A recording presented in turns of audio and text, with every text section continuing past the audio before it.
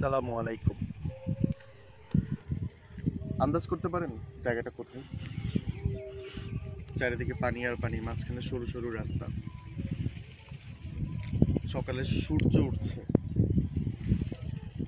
সত্যি আশা করি আপনারা বুঝতে পেরেছেন, বাংলাদেশের চিংড়ির স্বর্গরাজ্য সাতক্ষীরাতে। বাংলাদেশের সাতক্ষীরা, বাগেরহাট, দক্ষিণবঙ্গের এই কয়েকটি জেলা জুড়ে রয়েছে অসংখ্য চিংড়ির ঘের আর কি। আর এই সকালবেলা চিংড়ির ঘেরের মাঝখানে আমরা সকালবেলা হাঁটতে বেরিয়েছি। আমাদের গতকালকে সাতক্ষীরা ট্যুরে আসা, আর এই সাতক্ষীরা ট্যুরে আসার পর থেকে একটা ইচ্ছা ছিল যে খুব ভোরে উঠে ঘেরের মধ্যে যাব, ঘেরের মধ্যে যে সকালবেলা সূর্য ওঠা দেখবো। আসছি, বের হইছি, সরু রাস্তা দিয়ে হাঁটতেছি, শিশির কণা পায়ের মধ্যে লাগতেছে, কিন্তু এই জায়গাটার মধ্যে অদ্ভুত একটা আনন্দ বা ভালো লাগা কাজ করে। এত ভালো লাগতেছে যে বলে ভাষায় বোঝানো যাবে না। মন জুড়ানো, সত্যি কথা। নিজের চোখে না দেখলে বিশ্বাস করতে পারবেন না এই জায়গাটা এত সুন্দর। সকালবেলা সূর্যটা লাল হয়ে আস্তে আস্তে উদিত হইতেছে, আর আমরা চিংড়ি ঘেরের মাঝখানে দাঁড়িয়ে আপনাদেরকে একটু সৌন্দর্য দেখানোর চেষ্টা করতেছি।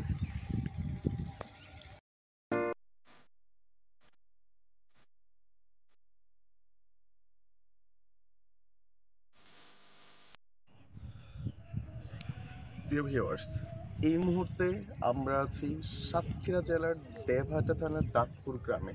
এই গ্রামে রয়েছে অসংখ্য চিংড়ির ঘের, বড় বড় চিংড়ির ঘের। এখানে কিছু ছোট ছোট চিংড়ির ঘের রয়েছে, আপনারা দেখতে পাচ্ছেন বিশাল বড়। এক মাথা থেকে আরেক দিকে তাকালে মনে হয় যে কিছুই দেখা যায় না। ঘেরের মাঝখান দিয়ে হাঁটার আনন্দটাই আলাদা। সকালের একটা হিম শীতল বাতাস, যদিও শীতকালে এই বাতাস গায়ে লাগলে তো ঠান্ডা লেগে যেতে পারে, কিন্তু এই বাতাসটা মানে নর্মালি শীতের মধ্যে যে বাতাস লাগলে মানুষের গায়ে ঠান্ডা লাগে, ওই রকম না। এই বাতাসটাতে একটা আলাদা ধরনের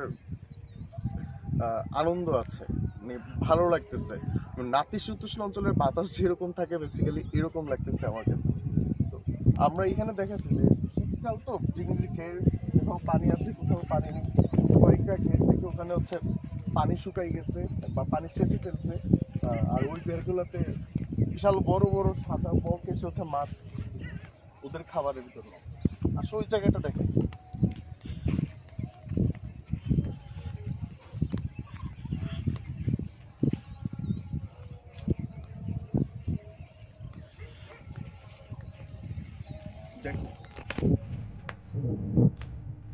সমস্যা হচ্ছে কাছে আসলে বকগুলা উড়ে যায়। জুম করে ভিডিও করে ট্রাই করে তো পারো কিনা মনে হয় আসবে।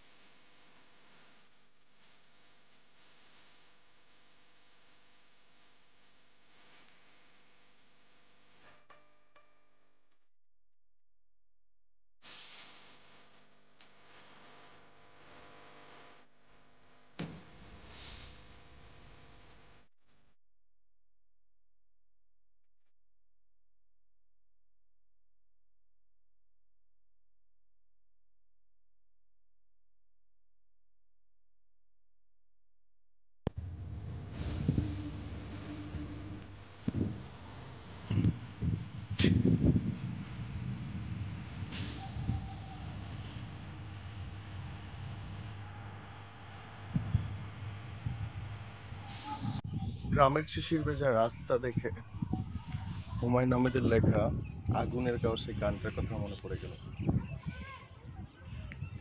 অ্যাকচুয়ালি এটা ছন্দ ছাড়া মানুষদের জন্য গান, যারা অনেক বেশি ঘুরতে ভালোবাসে। ঘুরতে আমরাও ভালোবাসি, কিন্তু পারিপার্শ্বিকতার টানে বা নিজেদের কর্মসংস্থানের কারণে আমরা খুব একটা বাইরে বের হতে পারি না। তারপরেও যতটা চেষ্টা করি 2 মাসে 3 মাসে একবার হলো দূরে কোথাও যাওয়ার জন্য। তো যাই হোক, ওই গানটার কথা শুনে গানটার কথা মনে হয় অনেক বেশি নস্টালজিক লাগছে। গাইতে পারলে গেয়ে শোনাইতাম।